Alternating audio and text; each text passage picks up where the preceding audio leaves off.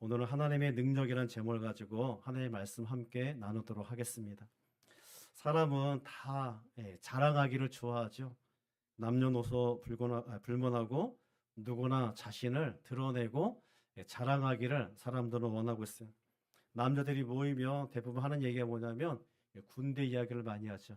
그래서 다들 보게 되면 전부 다 제일 힘들었어요. 다들 특수부대 나오고 자기가 제일 힘들었다고 군대 이야기들을 많이 합니다.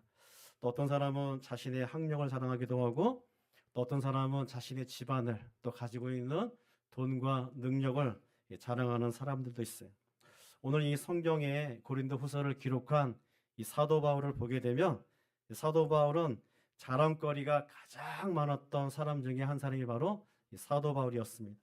우리가 1절서부터 6절까지 쭉 읽게 되면 이 자랑이란 단어가 4번이나 반복해서 기록하고 있는데 그만큼 사도 바울은 자기가 자기 자신에 대해서 자랑할 수 있는 많은 부분들이 있었기 때문입니다. 사도 바울이 예수님을 만나기 전, 예수님을 믿기 전에도 사도 바울은 정말 많은 자랑거리가 있었어요. 우리 빌립보서 3장 4절부터 6절까지 같이 읽겠습니다. 그러나 나도 육체를 신뢰할 만하며 만일 누구든지 다른 이가 육체를 신뢰할 것이 있는 줄로 생각하면 나는 더욱 그러하리라.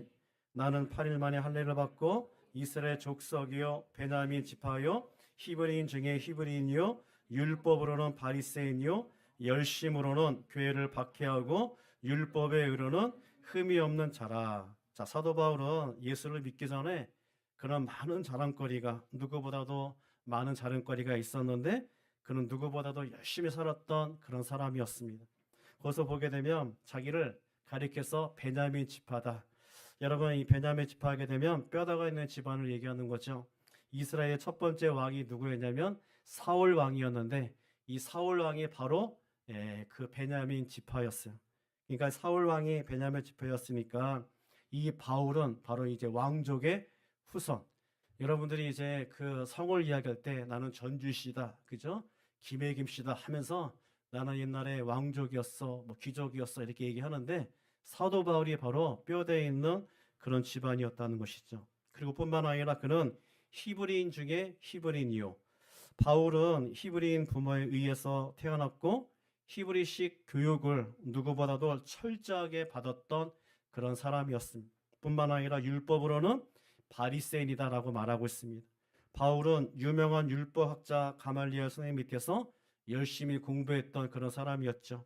그래서 요즘으로 얘기하면 하버드나 예일대를 수석으로 좋은 성적으로 졸업한 그런 사람이었다라는 것입니다. 그리고 율법의 의로는 흠이 없다는 것이죠. 그는 율법만 열심히 연구하고 공부한 것이 아니라 철저하게 율법대로 살았던 그런 사람이었어요. 그리고 율법을 위해서라면 이 사도 바울은 물불을 가리지 않고 율법을 위해서 자신의 몸을 던졌던 그런 사람이었습니다. 바울은 이렇게 육신적으로 자랑할 것이 너무나 많았던 그런 사람이었습니다. 그래서 바울은 4절에 어떤 사람이 육신적으로 자랑할 것이 있으면 나는 그 사람보다 자랑할 것이 더 많다. 그러니까 우리가 세상에서 내가 어느 대학을 나오고 어떤 집안이고 돈이 얼마큼 있다라고 자랑하는데 그 사람보다 훨씬 자랑할 것이 많다라는 것이 바로 사도 바울이죠.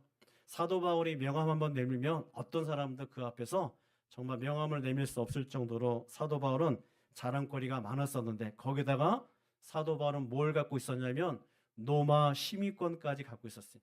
시민권도 여러분 두 가지가 있는데 중간에 돈 주고 사는 사람이 있는 반면에 사도 바울은 태어날 때부터 사도 바울은 시민권을 받았기 때문에 질이 다릅니다. 그 사도 바울은 어느 누구보다도 자랑거리가 많았어요. 뿐만 아니라 사도 바울은 예수님을 믿기 전에만 자랑거리가 있는 것이 아니라 예수님을 믿고 난 다음에도 많은 그런 자랑거리가 있었어요. 바울을 보게 되면 아시아와 유럽을 다니면서 복음을 전했던 사람입니다. 20년 동안 1차, 2차, 3차와 로마 전도 여행과 그 다음에 4차를 통해서 아시아와 유럽 대륙에 복음을 전했던 하나님의 위대한 사람이었어요. 그리고 수많은 지역을 다니면서 교회를 세우고 목회자를 세우고 사람을 세우고 그리고 하나님 나라를 확장시켰던 위대한 하나님의 사역자였습니다. 바울은 사역을 하면서 또한 수많은 기적과 이적을 일으켰죠.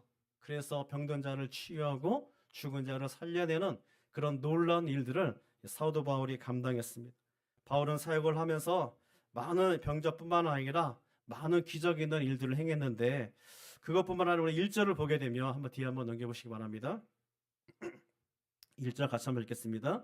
무익하나마 내가 부득불 자랑하노니 주의 환상과 계시를 말하리라. 사도 바울은 예수님을 만난 것뿐만 아니라 수많은 기적과 이적, 병든 자를 치유하고 그리고 죽은 자를 살리고 말씀을 한번 선포하게 되면 능력의 말씀을 여러분 선포하게 되고, 그리고 수많은 일들을 감당했던, 수많은 교회들을 세웠던 그런 하나님의 사람이었는데, 거기다가 사도 바울은 또 뭘 봤어요? 하나님으로부터 계시를 받았던 사람, 환상을 봤던 그런 사람이었어요.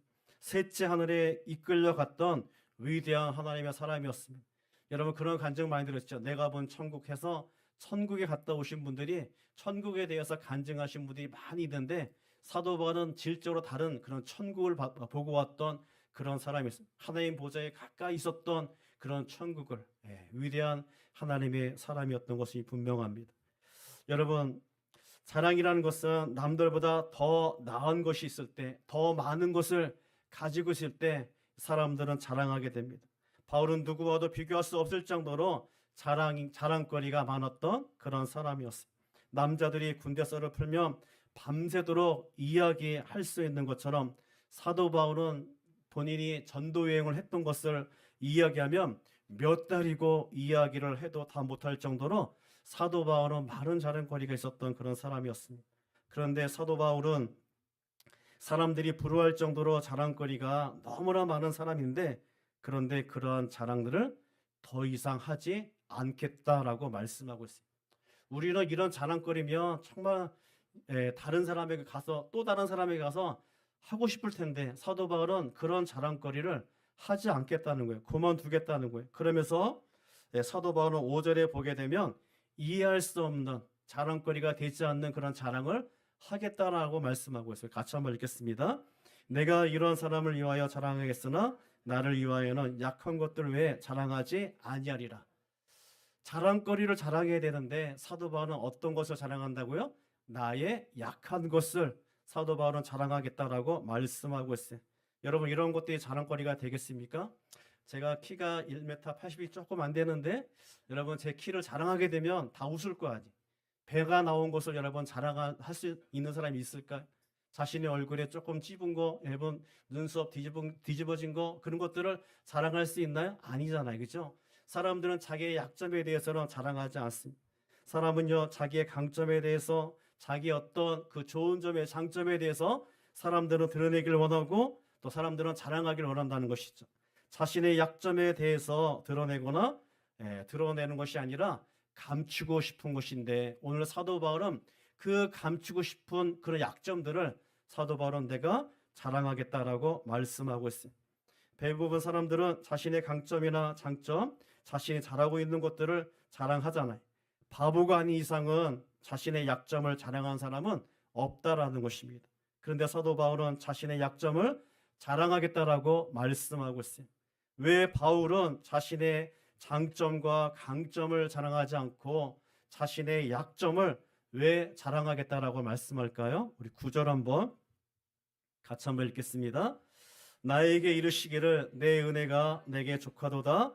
이는 내 능력이 약한 데서 온전하여 짐이라 하신지라.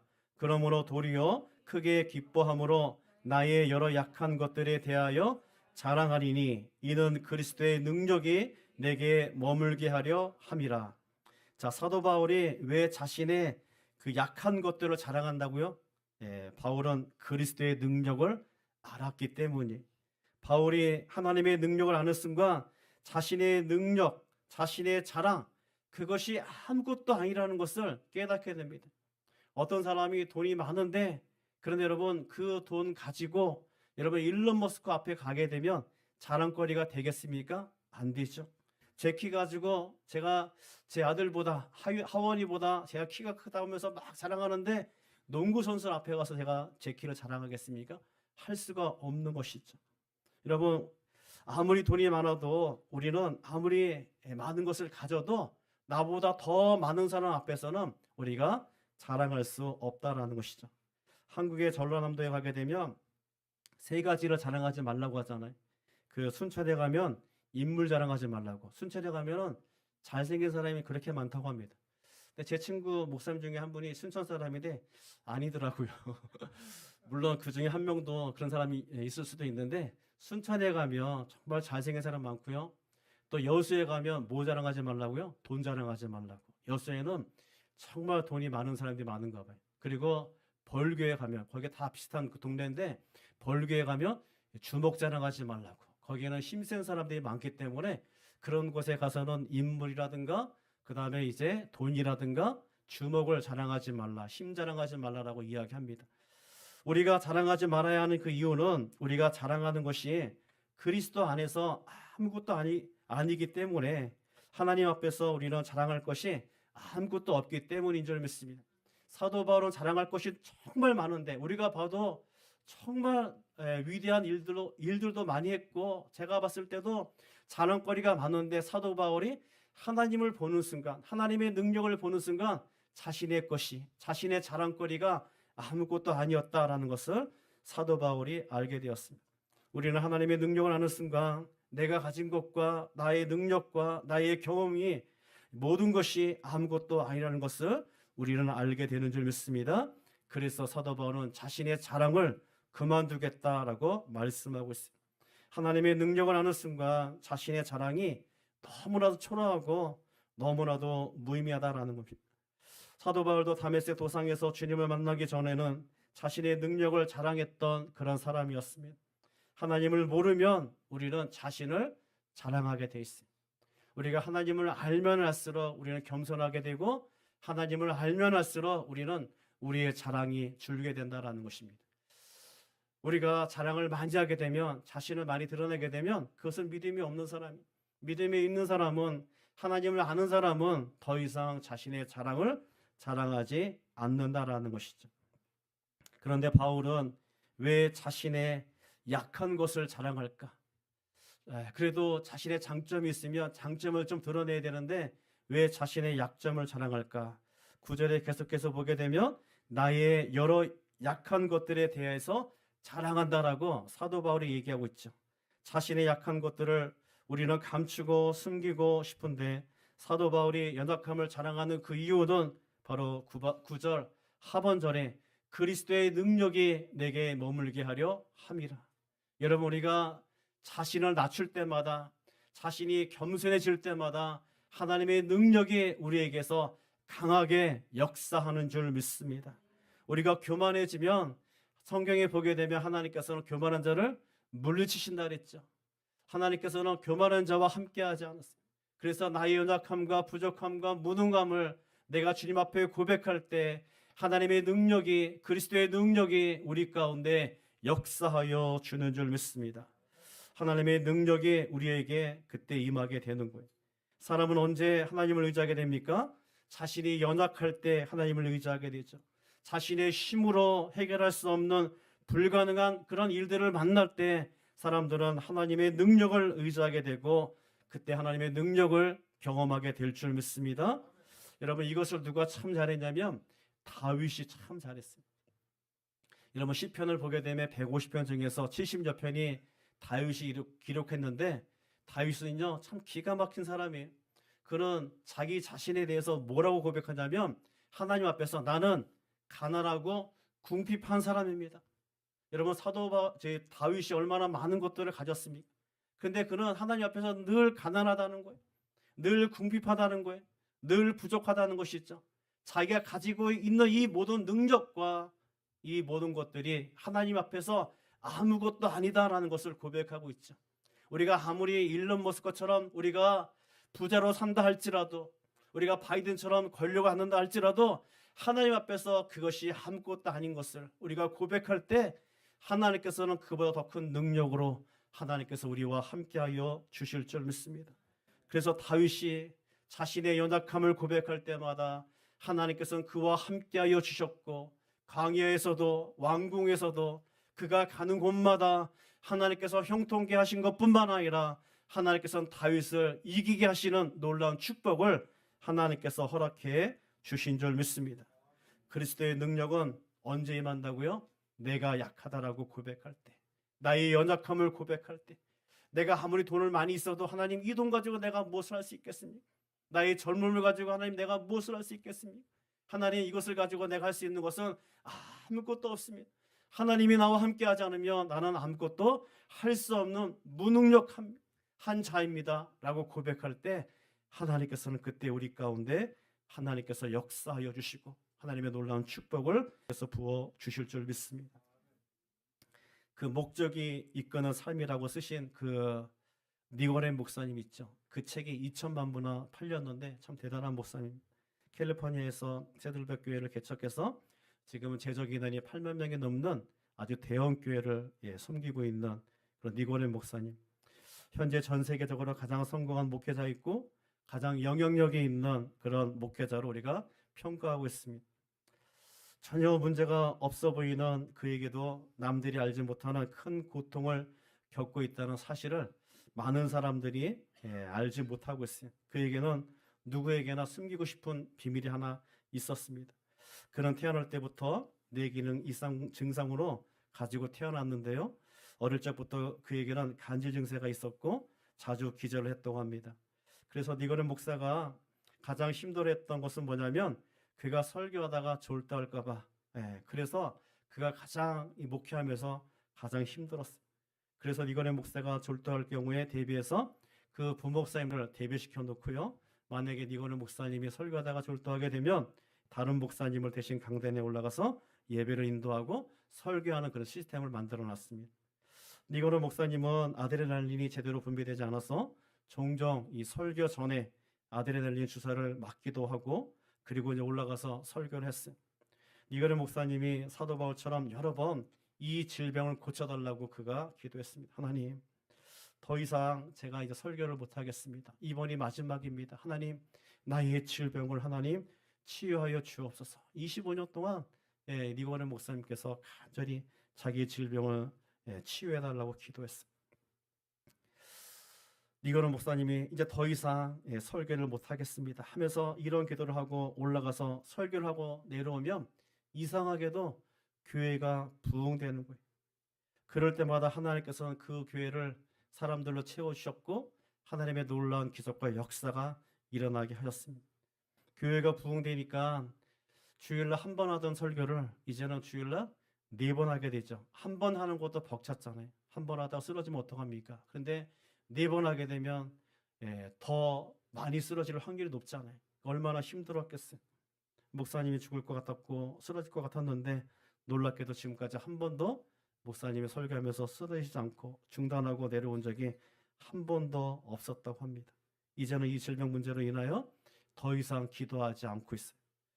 니거렌 목사님은 자신의 이렇게 능력 있는 하나님의 종이 될 수 있었던 그 비결이 바로 자신의 연약함에서 왔다라고 고백하고 있어요.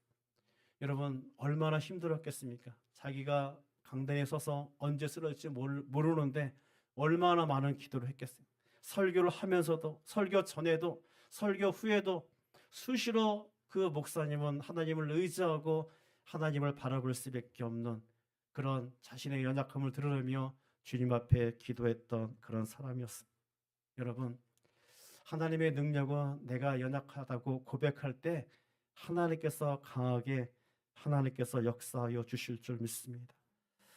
저와 여러분의 약점이 무엇이든지 하나님 앞에 가지고 가면 주님께서는 그 약점을 하나님께서 강점으로 하나님께서 바꿔 주실 줄 믿습니다. 니거렌 목사님이 만약에 건강했다면 그런 간절한 기도를 하겠을까요? 그가 연약하기 때문에 수시로 넘어질 수밖에 없는 그런 부족한 자였기 때문에 하나님 나를 붙잡아 달라고, 하나님 나를 붙잡아 달라고 그가 얼마나 눈물을 흘려가면서 주님 앞에 기도했겠습니까?